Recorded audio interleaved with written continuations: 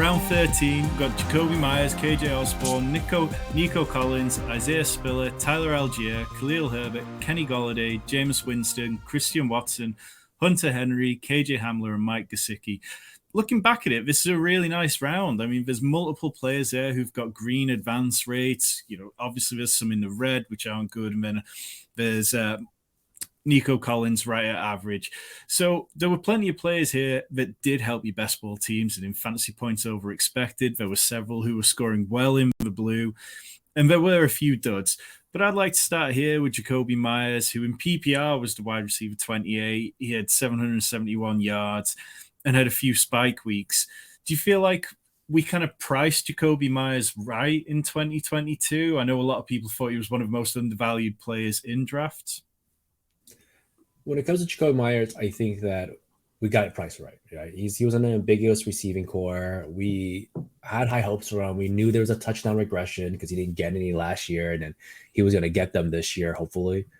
But when I look at Jacoby Myers' actual output, I think what we got was his ceiling, right?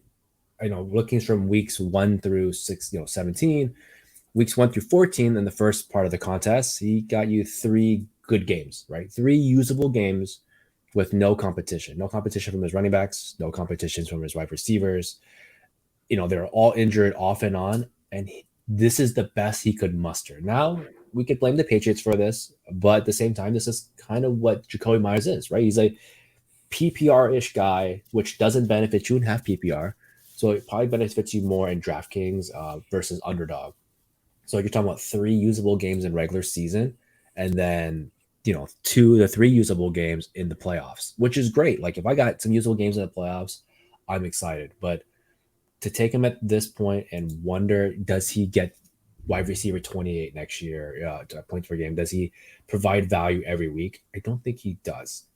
Knowing that Devontae Parker was out, knowing that Kendrick Bourne was in the doghouse, they had a cornerback playing for them, N'Keal Harris and so on. N'Keal went to the Bears, but they had a cornerback come in and play receiver and put up almost nearly the same amount of spike weeks. So it says a lot to me about what is this guy's ceiling versus, someone like KJ Osborne, who we believe that KJ Osborne could have elevated himself if Adam Thielen got hurt. Air Smith wasn't great. And he had some spike weeks, and sure, his advance rate wasn't great. But if in the event that somebody got injured or is missing time from the season, we saw that KJ Osborne is gaining a bigger workload. Not the same case for Jacoby Myers, which look how you want to look at it, but I just don't know if I'm excited to take him next year unless his ADP stays around the same, Yeah, I think the Vikings are a team where it's easy to over the last few years, it's been easy to project them at times to be fun on offense. So it feels easier sometimes taking a player like KJ Osborne as opposed to somebody like Jacoby Myers, because the Patriots would probably be happy to win every game 12-9 with 4 field goals if they had to. But one player who brought a little more joy than the Patriots was Tyler Algier. Yeah, he had 1,000 yards in his rookie season, faced 8 defenders in the box at the highest rate of all running backs, but still managed to produce. Do you think that Tyler Algier has a high ceiling if Cordarrelle Patterson isn't re-signed for next year? I think he has a shot to do what he did this year, right? His competition towards ACL, besides Cordarrelle Patterson, there was 3 running backs, and we really saw Algier pick up once his competition was out and saw Cordarrelle Patterson start to slow down a little bit. I think Tyler Algier seems like those type of guys that, Ramondre Stevenson, Damian Harris, Jamal Williams types, LeGarrette Blount, 1,000 yards, 8 touchdowns, every year. And if he gets his run blocking down, and becomes a coach's guy, I wouldn't surprise me that he does it again next year for 1,000 yards, 8 touchdowns. And I think that's value. And I don't think in any scenario where we're drafting as of right now, where we will see him go anywhere close to 9th round, 9 to 13, and I think that's going to be fine. Because people don't value non-pass catchers as much. Exactly that. Yeah, he just, even though he had like one of the highest catch rates among running backs, he only had 17 targets, which that's just not going to do it. That's like, running backs in the Ravens offense get more than that. Another running back though who did do really well, and another of my favorite picks in this round was Khalil Herbert. 16% of his runs were 10 yards or greater. He had 5.7 yards per carry compared to David Montgomery's very pedestrian 4.0. And he just outdid Montgomery on nearly every metric. Like, it was late in Khalil Herbert's injury when on his spell on IR, where David Montgomery finally passed him in total yards for the season, even though Herbert had missed several games. So, do you think that the Bears, they've got all this cap space, there's a lot of good running backs out there this year. Do you think they're going to look to bring back David Montgomery, or do you think Khalil Herbert really is the opportunity to take this backfield for his own for 2023? I don't think David Montgomery gets re-signed. I find it hard for the Bears to have as much cap as they have, to see that the running backs that are coming onto free agency and then just want to re-sign a guy that's been injured the last couple of years, right? David Montgomery hasn't finished a full season probably since his rookie years, I can remember. But does that mean Khalil Herbert moves forward? I don't believe so. Khalil Herbert has also had his fair share of injuries. Although he's physically gifted, knows how, it has very great awareness. I don't think he does what David Montgomery did when it came to pass blocking. Kind of setting up to be like, I always say it's a coach's guy, right? When I look at Brian Robinson coming out of college, I was like, oh, that's like a David Montgomery kind of guy. Been in the league, been in college a little bit longer, so he knows how to do certain offenses better, knows the game better. And I think Khalil Herbert, although is talented, I just don't think he's built to do things that a 3-down running back could do, right? He can pass catch, sure. He can run and have great awareness, have great bursts, but that doesn't always put you in, the coach's graces to have 80% of the touches. And I think the Bears are that type of team to not find that guy unless it was a high capital player. So does Khalil Herbert have a possibility to be fantasy relevant? Yes. Was he fantasy relevant this year? Yeah, I believe so. But I think this is where we have to understand that that's the cap. Like, I don't see a situation where Khalil Herbert gets you 1,200 yards next season.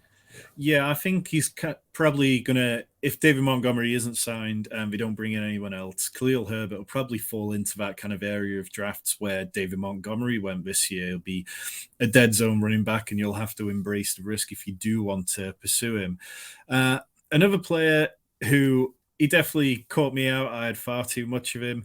Nico Collins, one top 30 performance all season, 6.6 targets per game, which was 43rd at wide receiver. And this whole Texans offense just regressed massively. And looking back now, it just feels like perhaps we expected a little too much of the Texans offense. Brevin Jordan, Nico Collins, Davis Mills. We thought they'd all be fantasy relevant at the same time as Brandon Cooks, and it just didn't really pan out that way.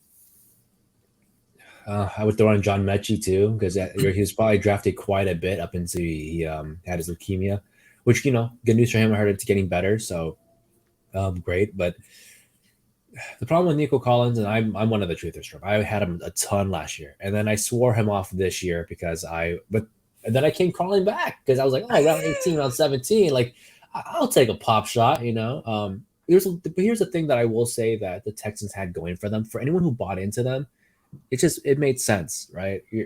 Davis Mills is going to his second year, right? We all know that second and third year quarterbacks tend to be dramatically better than their first year, even the worst ones, right? Zach Wilson's probably the only one that I can think of off the top of my head that actually got worse. But so Davis Mills looked great towards his last season finish, and Nico Collins was benefiting. Nico Collins was injured in his rookie year, comes back in, and he started to perform at the end. And so anyone that took Nico Collins coming in, I don't blame him. He said 6.6 targets per game. Quarterback was on a second year that played above what we thought. Maybe he became the next Dak Prescott, right? That O-line had 3 first-rounders on it. Sure, and with one of them being Laramie Tunzel, one of the better left tackles in the league. I don't think that Nico Collins did not live up to the hype, sure. 6'3" or 6'4" in height, a streaker, which deep threat, but he doesn't really do the deep threat right now. He's been kind of a slants guy. Yeah.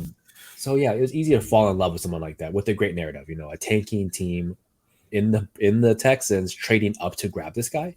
So there's a lot to go from. So, but at the end of the day, he didn't hold up, and I don't think that he will hold up, even with John Mechie's return and the quarterback play gets better because he seems more like like a wide receiver two type of guy. Guys that kind of fit his mold right now, like Dante Moncrief. Guys like that. And we laugh, but Moncrief was pretty fantasy relevant, right? Like 800 Yeah, yards, 8 touchdowns, kind of a deep threat guy, gets lost.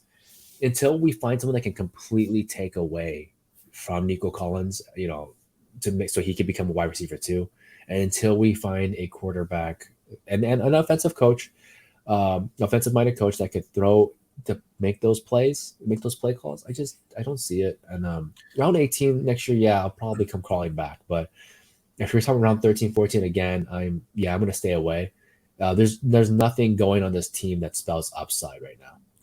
yeah. One of the big problems with taking Nico Collins was if you did it, you were taking him over somebody like Christian Watson, who went right by him in ADP practically. And Christian Watson had one of the most outstanding 4-game stretches of any player at any point this season. Like between weeks 10 and 13, when you needed that propelling into the fantasy playoffs, he had 99.2 PPR points, which was the third most among wide receivers, 7 touchdowns in that spell, and 12 yards per target. So he was really fantasy relevant.